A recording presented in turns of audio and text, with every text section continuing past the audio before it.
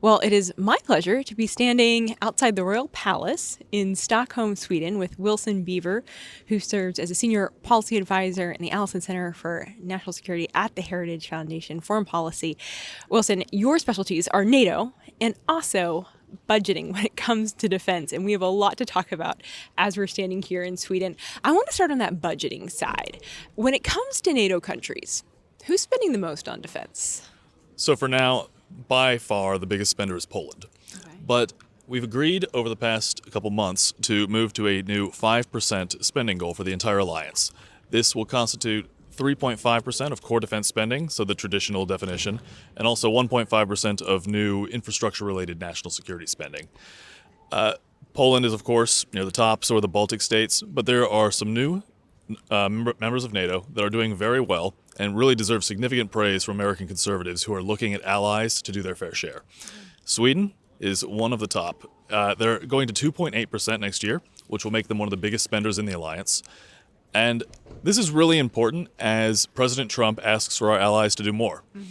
So right now, the U.S. is evaluating the force posture of the United States, where our troops are, what they're doing, and how best to reposture them to confront the People's Republic of China.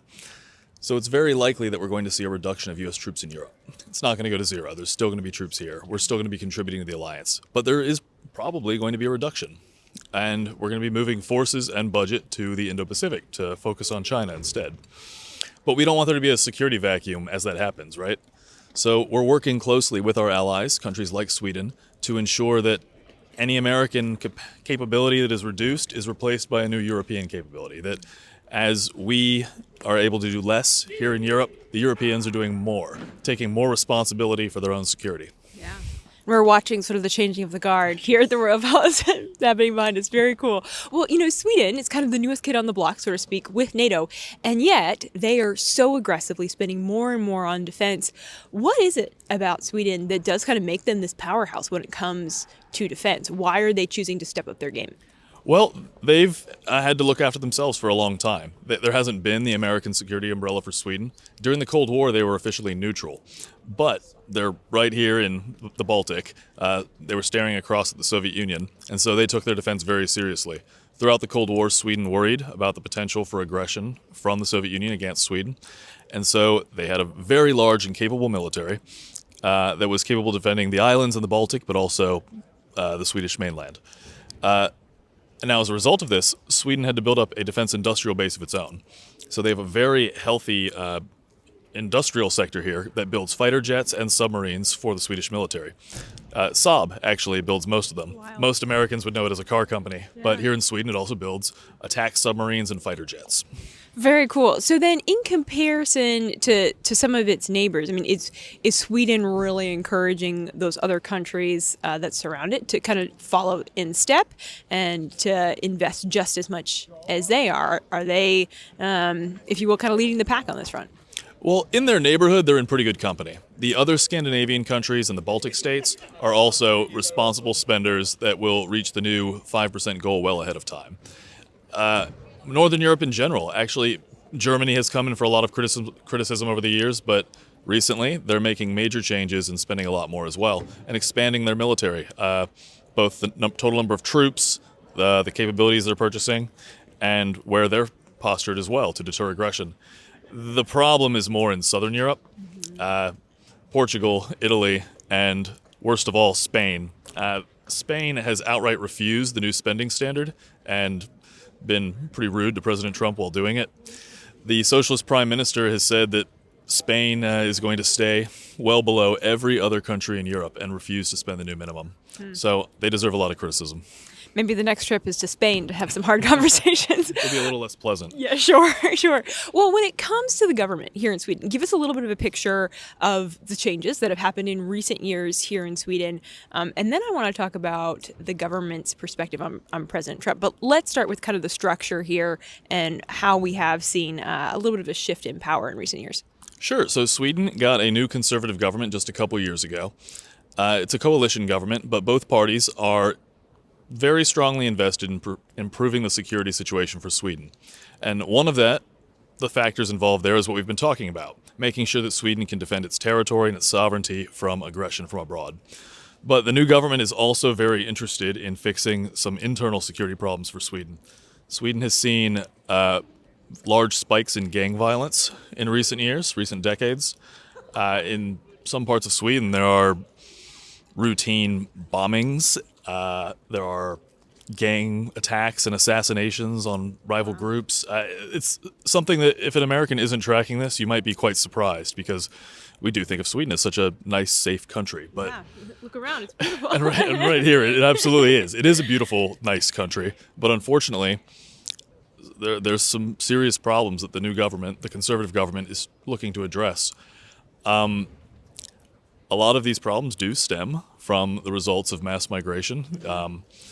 The Deputy Prime Minister of Sweden has really taken a tough stance on this, and I think very impressively. Ebba Busch, she's said that new arrivals to Sweden need to integrate into Swedish culture or go back home, because they've had serious problems with assimilation, and as you can see with the escalating gang violence with security in general here in Sweden. But the new government, they've looked at a lot of ways to strengthen the ability of the police to protect Swedish citizens. They've even used the army in some small roles to assist. And they're changing some of the sentencing guidelines, things like that. They're looking at ways to fix the gang violence that's plaguing parts of Sweden. Yeah. So when we talk about that mass migration, where have these people been coming from and flocking into Sweden? Mostly from the Middle East. Okay.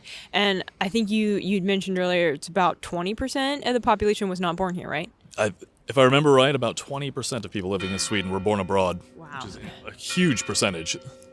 So then the question is, did President Trump take a playbook from Sweden as he's starting to implement those immigration changes in a way? And I mean, we're seeing a little bit of a parallel there between the United States and Sweden, their philosophy moving forward as far as, okay, we need to make sure that those we are allowing in are assimilating, and then also that crackdown on violence. There's a lot of similarities there. For sure. And you also want to disincentivize unsustainable levels of migration, right? And Sweden's already doing some very effective measures at doing this, making sure that social welfare benefits that are intended for citizens aren't being used for non-citizens, or much, much worse, illegal immigrants, which is, of course, something we have to look at in the United States, because a huge part of enforcing immigration for the security and sovereignty of your country is disincentivizing people from coming illegally in the first place. Sure. Talk a little bit about the Swedish government's relationship with the Trump administration. Generally quite good. Actually, Europe, in a lot of ways, the messaging coming from both sides, I think, has been pretty positive in recent months. President Trump got credit from most European leaders for the new NATO defense spending standard. The Secretary General of NATO, former Prime Minister of the Netherlands, said that without Trump it wouldn't have happened. That Trump's push for Europeans to take more responsibility for their own security was the driving force behind them doing so. And we see it happening now.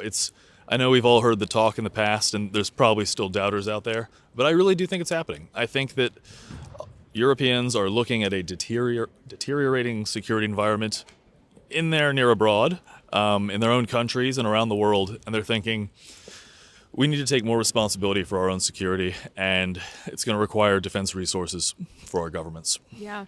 Wilson, final thoughts as you're here, the Heritage Delegation, having meetings here in Sweden. Any thoughts on kind of that final message that you all are bringing from the United States to the leaders here, and specifically with that focus on defense and on that NATO partnership? So we would say that, yes, it's very likely that there's going to be a reduction of troops in Europe, a reduction of U.S. troops in Europe, because the challenge posed by China is so enormous that America really does have to prioritize and focus our troop levels and our funding, our weapon systems, everything on the Indo-Pacific. But luckily, from an American perspective, we have wealthy and capable allies here in NATO, 32 member states total, including us, and together they have the ability to deter aggression by Russia. So I think if NATO does the right thing, the Russians will be deterred and they won't start a war. And two, it'll create just a more responsible and secure environment here for Europeans as they depend a little bit less on the American security umbrella and think a little bit more about how to do things on their own again, which for a while they haven't without the American leadership. Really critical. Heritage Foundation, Wilson Beaver, thank you so much. Really appreciate your time here in Sweden. Thank you. Thank you.